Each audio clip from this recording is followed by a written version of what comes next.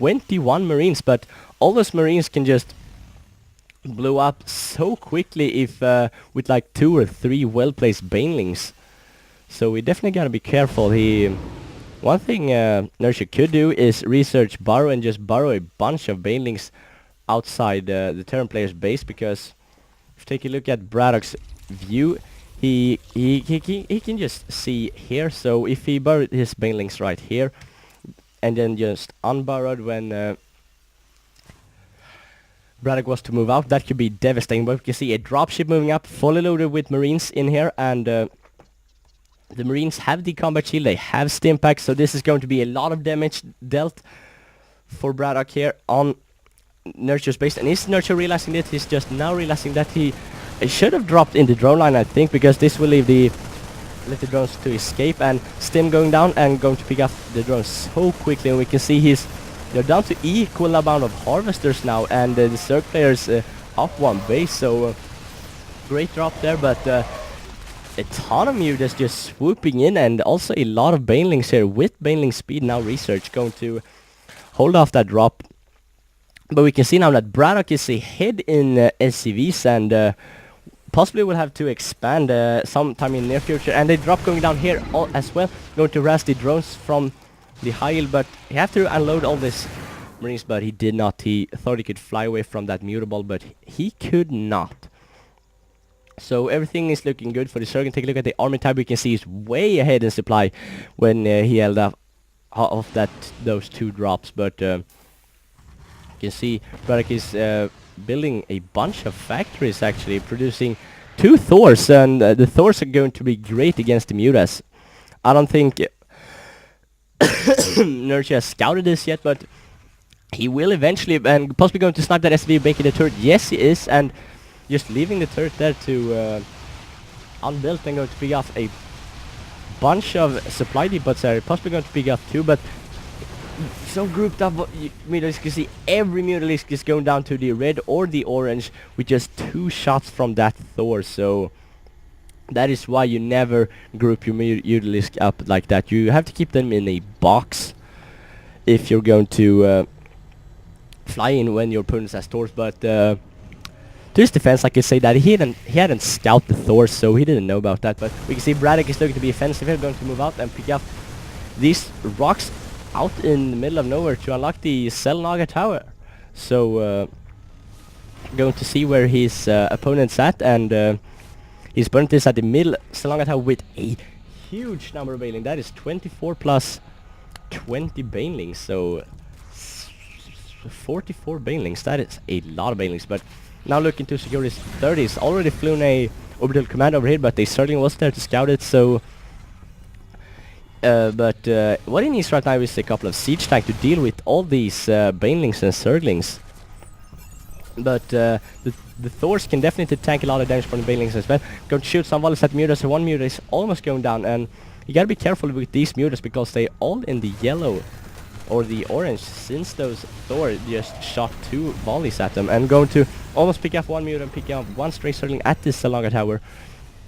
We can see that the army size is fairly even right now, and that is definitely going to favor the Terran, but we gotta remember that the Zerg player has a bajillion Banelings, so if you can get a flank with them, you can see he's moving around from the backside, possibly going to attack from 2 sides, and on the Terran army, that could be so devastating with all those Banelings blowing up and all those Marines. That could definitely win him the game. Let's see what he does now. Swarming in with the Zerglings, and Banelings going up, blowing up all over the Thors, and another bajillion Banelings are going to swoop in here. Marines steaming to get our way. A great split by BratOK there is going to save a bunch of Marines. Has many Marines remaining, and great micro there from BratOK. But he has so many Zerglings and Mutalisks remaining, going to pick off all these units, I think, for BratOK. So BratOK will have to re-macro up his army. You can see his supplies just dropping so quickly, and he's behind 25 in supply right now. And the Zergs are known for just macro up so quickly, and Zerg is going to swarm in here and take out BratOK's 3rd expansion. Going to pick up these turrets really quick, but they Thor going to scare this little amount of mutas away. So This is definitely not a slow game, as right now is happening stuffs all over the place. Both players are just having so high APM. You can see that Nerchio, our Zerg players, above 200 on average. That is such high APM. But BratOK is just going to sit back with his Thors and secure his third, because he this is what keeping him in the game right now, because our Zerg player has five bases, and all our he has 4 mining bases, and our Terran just have 1.5, I'd say. So we definitely have to defend this expansion at all costs, and going to blow out these high rocks. Going to probably set up a planetary fortress here with some turrets, but I think he needs to mix in some siege tanks with this army, going to blast away and do a ton of splash damage on all those banelings and Zerglings. That would have been crucial.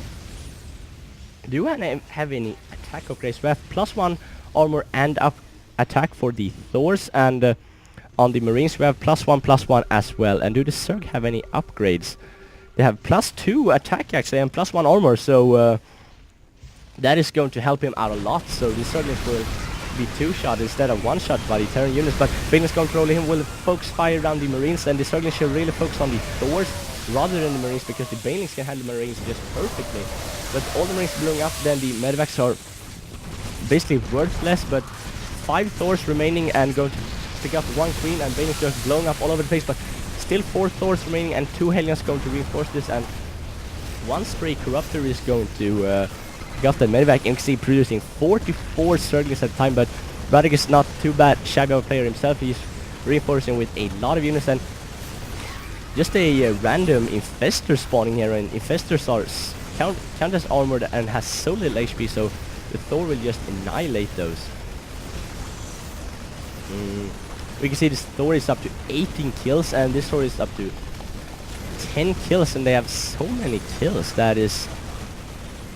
BratOK is just doing great, taking out that high yield of Nerchio, but I don't think he knows about this base yet, but he probably will soon. We can see Corrupt flying in and here and taking out all the Medivacs, but they will just get blasted away by all those Marines and Thors, but Zerglings swooping into doing a nice job with these Thors, and sometimes I'm starting to play this race really. So he's not too happy about being Zerg right now, and he's just quitting without even GGing, and so BratOK is winning this finals. It was actually a best of 3. I thought it would be a best of 5, but sorry if I misled you and you were hoping for another 2 games, but this is it. So BratOK won the finals and is going to be really happy about that, taking down Nerchio and proving to us why he's ranked #1 in Europe. So really great play here from BratOK, going to turn the tide of this match completely, and yeah, so that is really good, and this is it for this cast, and I hope to see you guys next time. Stay tuned for next cast.